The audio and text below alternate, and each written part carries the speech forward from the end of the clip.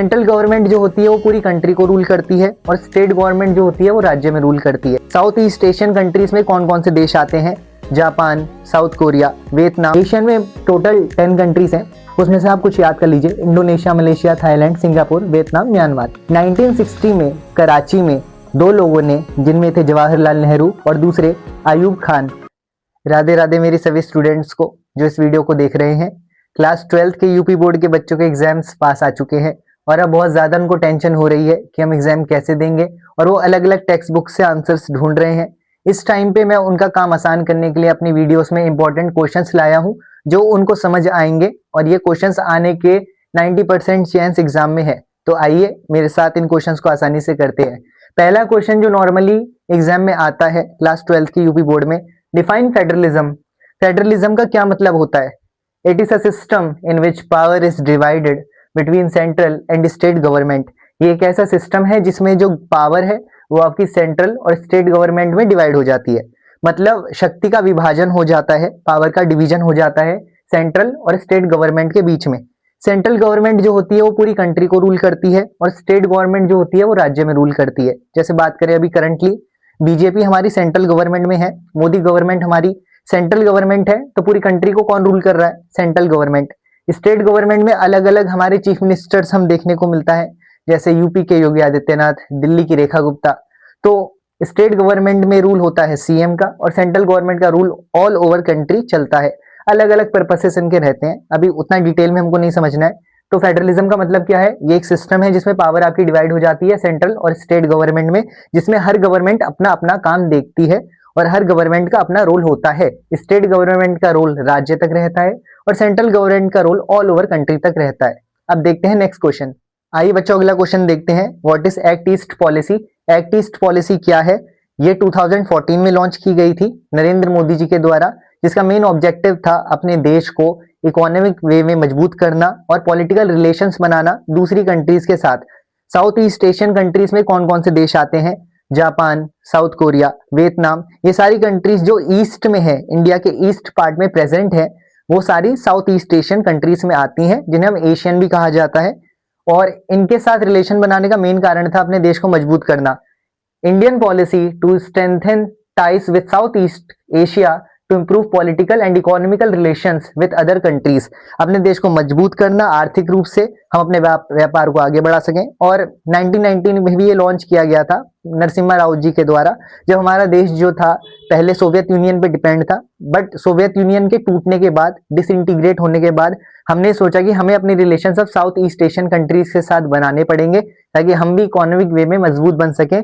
और 2014 को उसकी शुरुआत दोबारा की गई नरेंद्र मोदी जी के द्वारा। आइए अब अगला क्वेश्चन देखते हैं।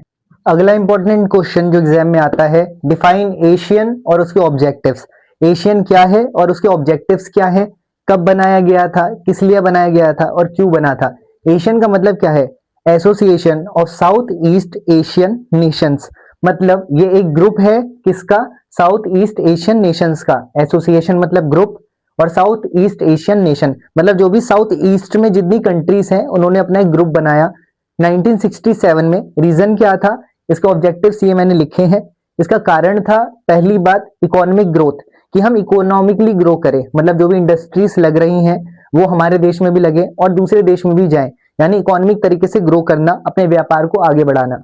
दूसरा कारण था रीजनल पीस, शांति को मेंटेन रखना। अगर किसी कंट्री में कोई लड़ाई चल रही है, वॉर चल रही है, तो वो अगर अपने मैटर को खुद सॉल्व कर सकता है, वो इतना कैपेबल है, तो वो खुद अपने मैटर को सॉल्व करेगा, कोई दूसरी कंट्री उसके मामले में इंटरफेयर नहीं करेगी। तो दूसरा क्या है? रीजनल पीस मेंटेन करना। अगर वॉर हो रही है तो उसको रोकना, वॉर को ना करना, और अगर वॉर होती है तो हम खुद अपना काम कर सकते हैं, कोई इंटरफेरेंस हमें किसी कंट्री का नहीं चाहिए। तीसरा social and cultural development. Social development का मतलब क्या होता है? मतलब हेल्थ, एजुकेशन, जो आपके स्कूल से रिलेटेड हो, हॉस्पिटल से रिलेटेड हो और आपके एजुकेशन से रिलेटेड हो, और वीमेन पावरमेंट को लेके, वीमेन एम्पावरमेंट को आगे बढ़ाना, इक्वालिटी को लेके, तो ये हो गया सोशल डेवलपमेंट। कल्चरल डेवलपमेंट मतलब फेस्टिवल्स को आगे बढ़ाना, टूरिज्म को आगे बढ़ाना, जो भी आपके टूरिस्ट आ रहे हैं एक से दूसरी जगह, वो एक दूसरी कंट्री को देखें, उसको समझे और उनके बारे में जाने, तो सोशल और कल्चरल डेवलपमेंट को आगे बढ़ाना। लास्ट पॉलिटिकल कोऑपरेशन, जो देश का प्राइम मिनिस्टर है, प्रेसिडेंट है, उनमें आपस में एक अंडरस्टैंडिंग हो और मुसीबत के टाइम में हम एक दूसरे के काम आ सके, इसको हम कहते हैं पॉलिटिकल कोऑपरेशन, मतलब एक दूसरे के साथ कोऑपरेट करना। इसमें कौन कौन सी कंट्रीज शामिल है? एशियन में टोटल 10 कंट्रीज हैं, उसमें से आप कुछ याद कर लीजिए, Indonesia, Malaysia, Thailand, Singapore, Vietnam, Myanmar, इतनी याद कर लेंगे तब भी चलेगा। तो ये कंट्रीज का पूरा ग्रुप है जिसमें ये कुछ देश शामिल है, Indonesia, Malaysia, Thailand, Singapore, Vietnam और म्यांमार, और भी कंट्रीज इसमें है। बाकी आपको समझ आ गया होगा, एशियन मतलब association of south east Asian Nations, 1967 में जो बनाया गया, कारण इसके मैंने लिख दिए हैं, उम्मीद है आपको क्वेश्चन समझ आ गया होगा। तो बच्चों अगला इंपॉर्टेंट क्वेश्चन है, इंडस वाटर ट्रीटी क्या था ये? 1960 में कराची में दो लोगों ने, जिनमें थे जवाहरलाल नेहरू और दूसरे अयूब खान, दोनों ने इंडिया की रिवर्स को बांटा और आपस में हमारी नदियों का पानी बांट दिया गया, जो कि कराची में साइन किया गया था। इंडस वाटर में 6 नदियां बहती थी, जिसमें से आपकी वेस्ट रिवर्स को दे दिया गया पाकिस्तान को और ईस्ट रिवर्स को रखा गया इंडिया में। वेस्ट रिवर्स में आती थी इंडस, झेलम, चेनाब, जो पाकिस्तान को दे दी जाएंगी, एक तरीके से पानी डिवाइड कर दिया जाएगा। It was an important water sharing agreement between India and Pakistan. Sign हुआ था 1960 में, जगह थी कराची। पाकिस्तान प्रेसिडेंट अयूब खान और इंडियन पीएम पंडित जवाहरलाल नेहरू के बीच में साइन किया गया, जिसमें से 6 नदियों में से 3 दे दी गई पाकिस्तान को और 3 इंडिया में रखी गई, तो एग्रीमेंट साइन किया गया था। ऐसे इंपॉर्टेंट क्वेश्चंस मैं आपके लिए लाता रहूंगा। Keep watching this videos and subscribe and like and share. Radhe Radhe.